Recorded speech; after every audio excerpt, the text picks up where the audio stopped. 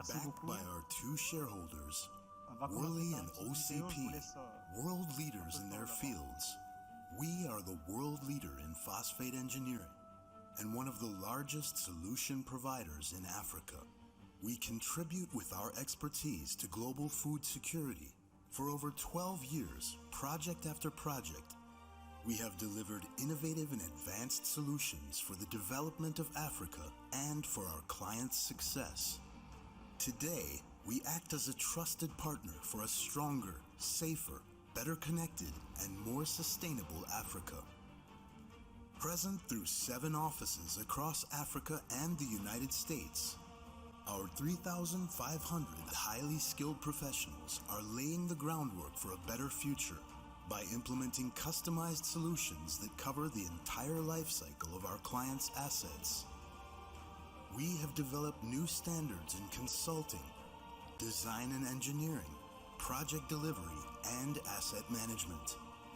We are transcending boundaries to deliver sustainable solutions. By bringing together natural gas, green hydrogen, and CO2 management, we are blazing new trails on the African continent. Our pioneering commitment to sustainability puts us in a unique position. People are our most valuable asset. We nurture our talents.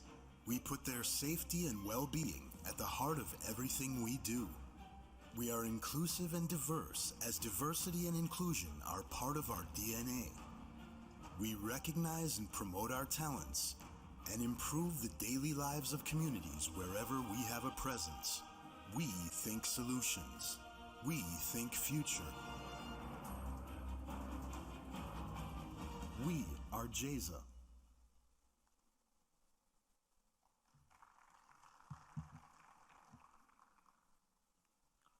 Ce serait bien d'applaudir, oui.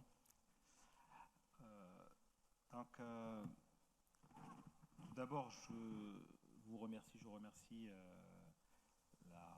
l'organisation de cet événement. Je remercie tous les prestataires ainsi que les partenaires qui ont contribué à cette organisation. Et je vais essayer dans ma présentation de faire un petit passage pour expliquer qui est JESA très rapidement, et aussi pour expliquer comment nous, au sein de JESA, on voit le BIM, la digitalisation, en l'occurrence bien évidemment le BIM, comme levier de développement et levier de transformation digitale globale au niveau de l'industrie d'ingénierie et de construction.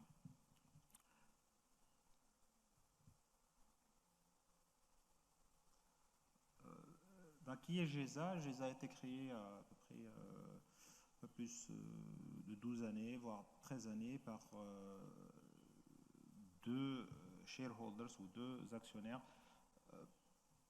For English-speaking audience, the slides are in English and I'll speak in French, so that actually makes it probably easier for everyone. Donc JESA est 50% UJV qui a été créé en 2010, initialement par OCP et Jacobs Engineering.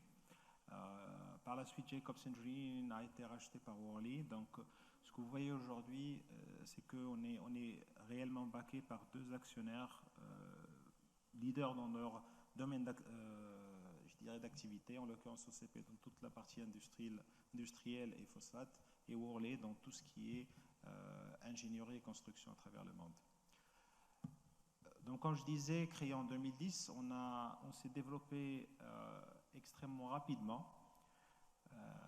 Une entreprise dans laquelle il y avait à peu près moins d'une cinquantaine de personnes a aujourd'hui quelque chose comme 3500 voire 3600 personnes. On a fait ça en faisant une évolution graduelle par rapport aux besoins de projet de nos clients, bien évidemment partenaires privilégiés, mais aussi nos clients externes. Donc on est actif sur plusieurs secteurs.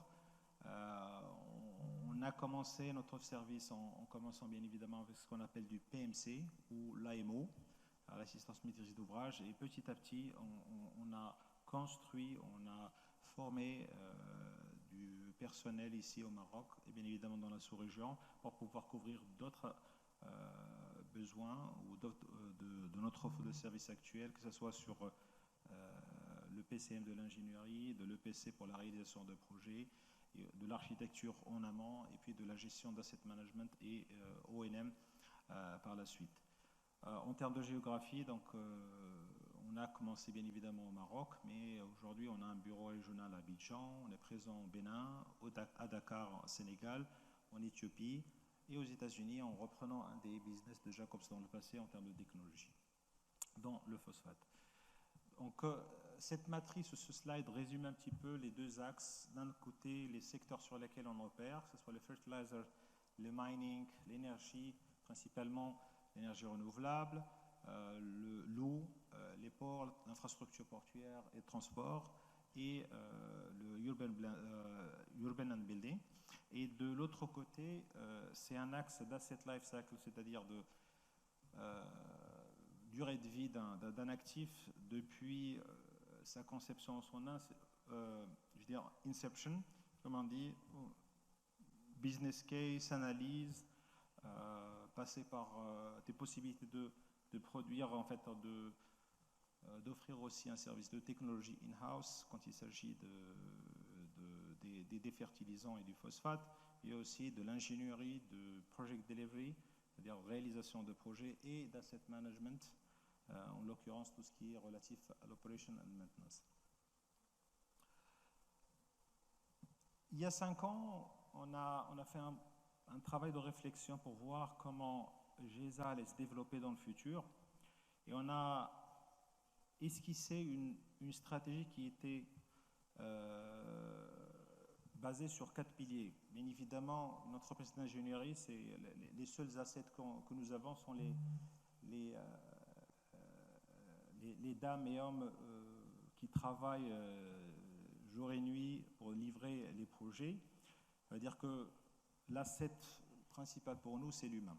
Donc, c'est ce que vous voyez dans le premier pilier qui est Put People First, c'est-à-dire pour nous, on a bien compris que les personnes sont le cœur de notre dynamique.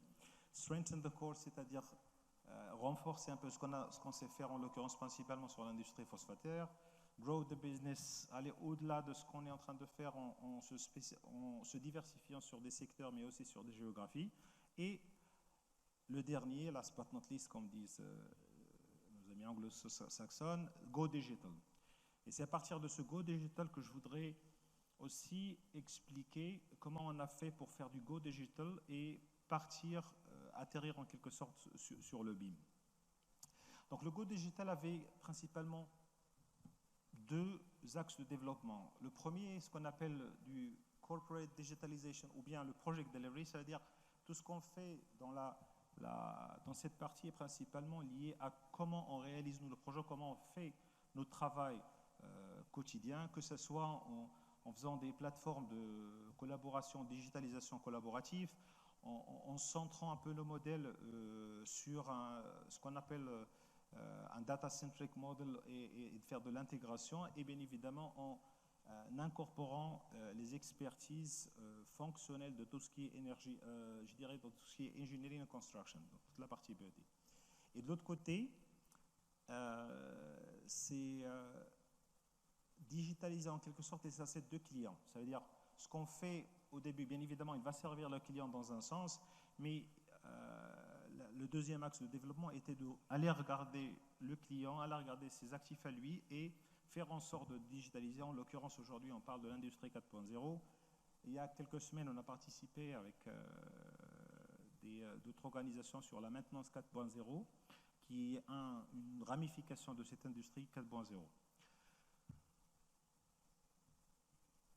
Donc, les objectifs du business aujourd'hui, quand il s'agit de cette transformation digitale, bien évidemment, on ne va pas faire ça juste pour le fun, on le fait pour qu'on soit productif, on le fait compétitif sur le marché, avec une meilleure productivité qui va nous faire positionner vis-à-vis de nos compétiteurs. Bien évidemment, l'objectif aussi, un des objectifs de business line, ou je dirais business objectif qu'on s'est tracé avec cette stratégie, c'est de augmenter la qualité et la sécurité quand il s'agit de réalisation de projets. Offrir, en troisième lieu, offrir une meilleure expérience pour nos clients à travers les projets. On va les laisser rêver avec des modèles, on va les laisser voir ce rêve se réaliser au fur et à mesure, et on va les laisser aussi l'expérimenter et le vivre à 360 degrés. Et puis, renforcer de la collaboration entre les différentes parties prenantes. Et ça, c'est extrêmement important parce qu'aujourd'hui, j'ai parlé de la partie première, je dirais, axe ou pilier qui est intégrer la digitalisation ou le BIM dans l'asset life cycle, c'est-à-dire le cycle de vie d'un actif, et impacter par la suite l'écosystème, que ce soit le client, les partenaires, les contractants, les sous-traitants. Et cinquième objectif, c'est réellement transformer la manière avec laquelle on gère le projet d'une enceinte, une enveloppe qui contient de l'information autour des documents vers ce qu'on appelle un data-centric model, en l'occurrence le BIM.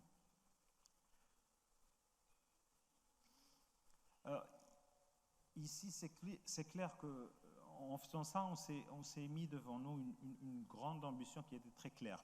C'est qu'on voulait absolument devenir un partenaire de qualité reconnu mondialement en tout ce qui se lie à l'industrie 4.0. Et ce que vous voyez ici, les trois bulles, ce sont des business units en interne, que ce soit par exemple l'équipe advisory qui vient venir faire du consulting en amont pour le compte du client, l'équipe d'ingénierie pour livrer en quelque sorte les projets en termes partie digitale, et puis l'asset management qui, eux, viennent en fin de la boucle, mais on va dire qu'il va réellement se reboucler avec deuxième investissement par la suite consécutif. Et en faisant ça, on a traduit en quelque sorte notre offre de service à un service de bout en bout, de A à Z, pour aider à mettre en place des stratégies de digitalisation pour le compte d'un client, réaliser et livrer un certain nombre de projets et implémenter et opérer en quelque sorte ces assets, qu'elles soient des assets industriels ou d'infrastructures au bâtiment. Comme je disais, cette implémentation, bon, là, elle a commencé il y a quelques années. On a commencé par implémenter le BIM. Avec Najib, on sait très bien que ça n'a pas été évident pour pouvoir changer un peu le mindset même d'une entreprise d'ingénierie. Et puis, on a commencé à forcer les choses en le dictant en tant que solution ultime adoptée pour la réalisation des projets. Et aujourd'hui, on est fiers de dire que sur quasiment tous nos projets, on intègre le BIM, quel que soit le type de projet, quel que soit le secteur. Et je vous montrerai tout à l'heure quelques exemples de projets qui ont été réalisés et qui sont en cours de réalisation avec le BIM. Et bien évidemment, étant donné qu'on est sur un domaine d'information et aujourd'hui le monde évolue tellement vite, il faut absolument qu'on puisse accélérer cette adoption du BIM.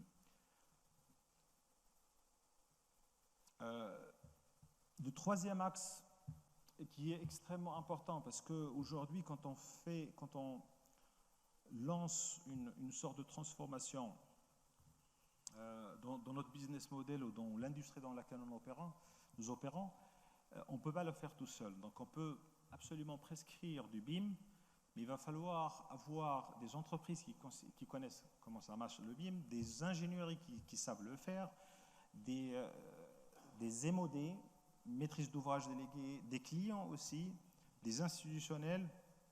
Et pour faire ça, la seule manière de pouvoir accompagner ce développement, ces transformations, c'est de former.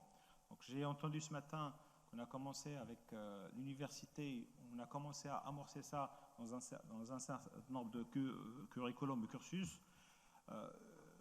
J'ai le grand honneur de dire que nous, on a commencé un petit peu avant.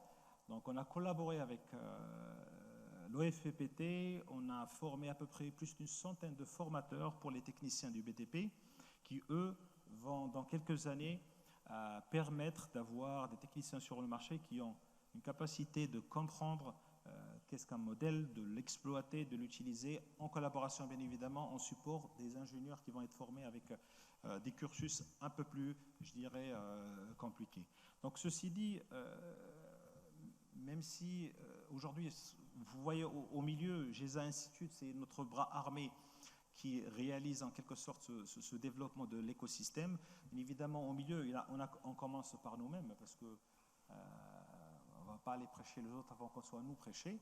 Donc, on commence par former nos collaborateurs et puis après, on a commencé à étendre cette formation au-delà, que ce soit d'un côté chez nos clients dans des corporates, que ce soit chez des institutionnels ou que ce soit aussi dans des organismes publics et internationaux. Je me permettrai de montrer un des beaux projets qui ont été réalisés en BIM, réalisés en Afrique, pas au Maroc, réalisés en Côte d'Ivoire, qui avait utilisé le SIM comme approche. Et j'ai avec moi mon collègue Hicham qui lui a passé des nuits blanches pour pouvoir sortir ce que vous voyez devant vous. Pour votre information, c'est le stade dans lequel se jouera la finale de la CAN 2024, je présume. Bon. Si c'est toujours maintenu.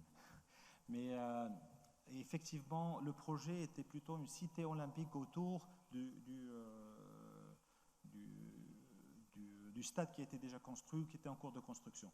Donc l'idée, c'était de, comme je dis tout à l'heure, amorcer le rêve avec nos clients et nos partenaires et aller au-delà de ce qu'on a l'habitude de faire avec des plans 2D, mais aussi de pouvoir avoir une certaine immersion dans les projets et comment on va pouvoir les percevoir dans le futur en réalité.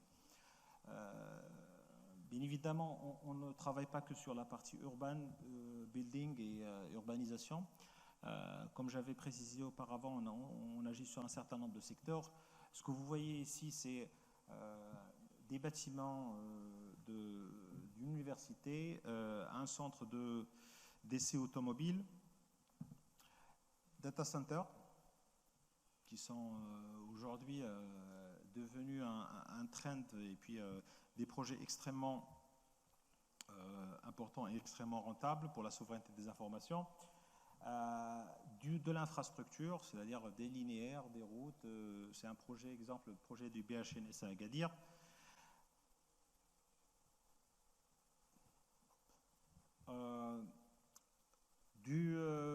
Des stations de traitement d'eau pour s'inscrire tous ensemble dans la durabilité. Et puis des projets industriels qu'on a bien évidemment pu réaliser avec nos partenaires, nos clients et un certain nombre de collaborateurs.